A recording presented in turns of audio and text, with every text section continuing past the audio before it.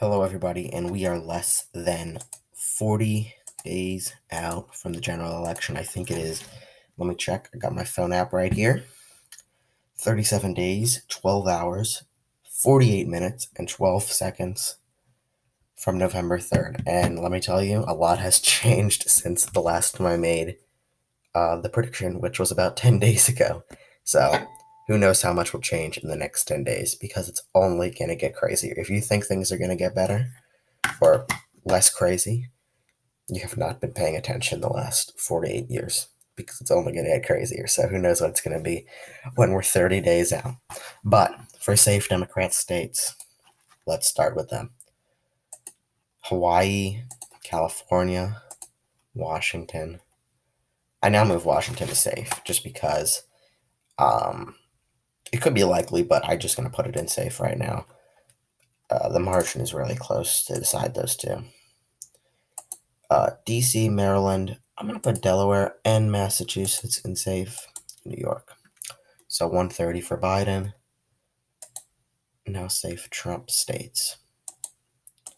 And Montana is actually looking a little bit scary for the Trump team because the polls do have it a bit close. Now, I'm not saying that those polls are completely accurate. Who really knows? It's very hard to poll in Montana, given how sparsely populated the state is. But it could give you an idea of how, first of all, the Senate election could go, and if Biden does get those 3 votes, which he's not going to, I don't think he will. At least I just think could be a little bit closer than the last election. But it does show you that it could be the Senate election could be impacting that state in a way that we just don't see it right now. So that's 89. Am I missing anything? Because I always miss everything. Nope, that's it.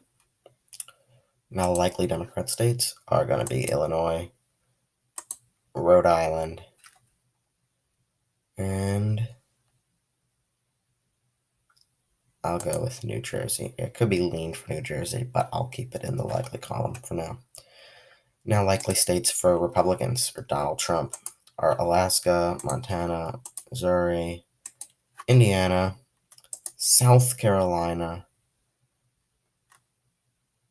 and that's all for Trump. So 168 to 125. Now we're going to get to leaning states.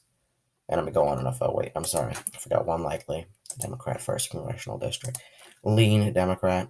We're going to do Connecticut, Oregon, Virginia, New Mexico. It is going to be closer because Gary Johnson's not running this election.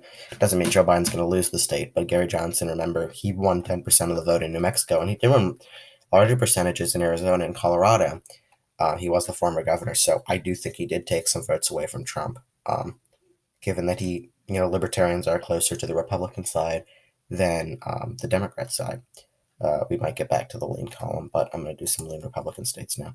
Texas and Georgia are all going to be lean Republican. I told you about 2 weeks ago or a week ago that you are going to see this spread out. The polls start to spread out in these states as we get closer to the election. I think that's starting, and I think Trump will end up winning these 2 states by a lean margin. I do think these states, Iowa, Ohio, will both also begin to spread out. They do look a bit close in the polls right now, but I do think Trump's going to win those states because doing a lot of online ads over there. I know he's getting commercial ads off the TV, but doing a lot of online ads. And he's obviously going to be campaigning there. I think he thinks he's going to win, and I think he's going to win. I think the polls are also going to spread out. Now, obviously, when you talk about the impact of the death of Ruth Bader Ginsburg, that is going to drive Democrat turnout.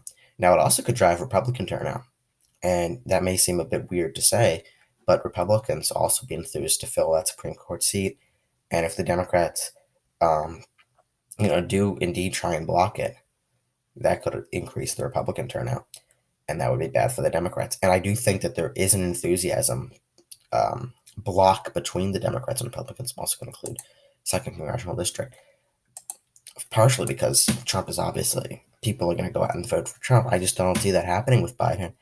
And also when you talk about the fact that, the Democrats, Joe Biden was talking, mailing from home, vote from home. And first of all, a lot of people are not going to do. A lot of people are just going to be lazy. That's just how most people are.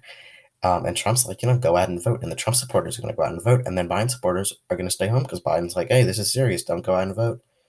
And I do think that is going to even decrease the enthusiasm gap even more. So maybe if people like literally were just given a ballot right at their face right now and just told to vote, Biden could win. But in the end, on November 3rd, who's going to be more enthusiastic to come out? I do see a lot of it in Trump's side right now.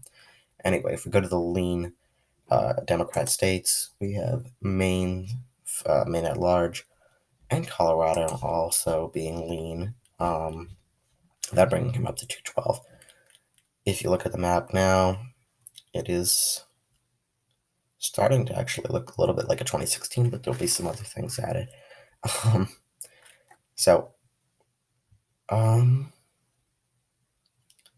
say Minnesota's lean. And Ryan could win that state by 4 or 5 points. No, I'll say 3 or 4, but I'll keep that in the lean section. I do think he will increase his support in Minnesota. Trump could still take these states, but Minnesota is a little bit different from the rest of the states. It has not gone red since like Richard Nixon, so it's been a long time. And I think we're gonna go. Actually, I'm gonna do North Carolina. It's gonna be a lean Republican state in the end.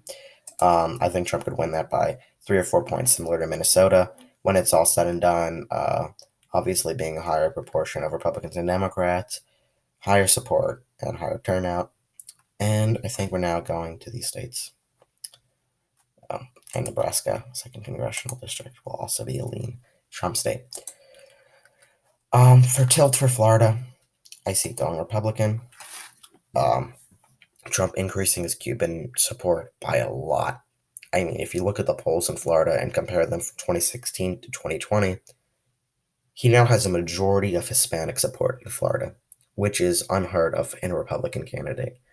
So, if Trump can keep this insane, I mean, he has 53, I think, percent of Hispanic support in Florida, while Biden's at 47. If Trump can keep that up across the whole United States, he'll win the election very easily. Now, I'm saying in Florida because there is more Cubans in Florida, and other Latinos do tend to vote for Democrats, like South Americans. It's just mostly Cubans that are the most Republican. I guess given uh, given their past, given their history in Cuba. But we're gonna go with tilt Democrat states. Arizona's tilt. Now it has really narrowed up in Arizona, and I wouldn't be surprised if Trump could win it. Now in the summer, I was thinking, geez, it really shifted to the left, and it has, or the left side of the political spectrum.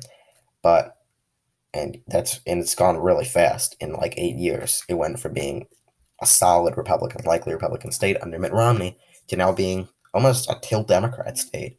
And now they have a senator, and they're probably going to get another senator in Mark Kelly. So it is going to be very interesting to see how the state goes on election day. I also see Nevada going blue. It does have a Democrat lean tilt to it, whatever you want to say. I know their polls sometimes, but they usually overestimate Republicans in these states. With Nevada as well, Trump was up in 2016. Clinton won by I think 3 points. So definitely, actually like 2.5 points. But I do think Biden could edge the state out, and I do see it being a close election, as you can see on the electoral college map. Now for Trump, I see him winning the state of New Hampshire. I just see first of all, Clinton won that state by 0.3%. The polls, I can't possibly believe that Biden is up by whatever it says, like 7 points. In New Hampshire, Trump's been campaigning there a lot.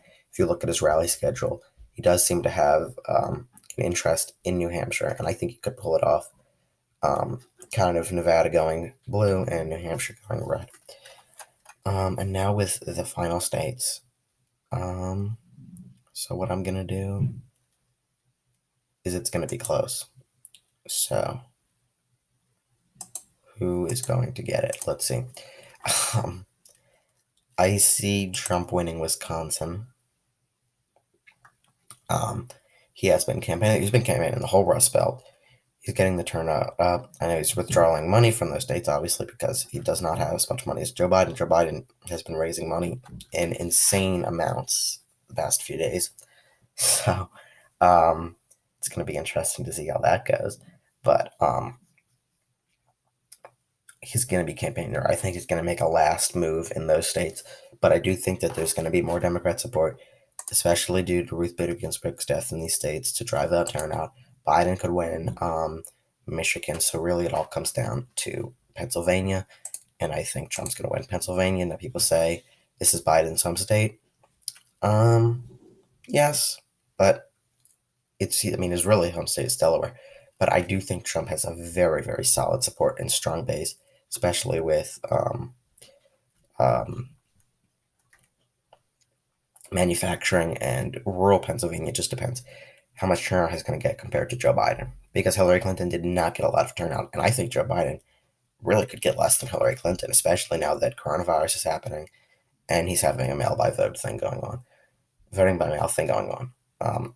So I do think that'll hurt Biden. I see Trump winning this election. I pretty much have seen Trump winning this election the whole time. And this time he wins 283 to 255, very close in electoral margins. He still takes out the victory. The map changes a little bit bluer.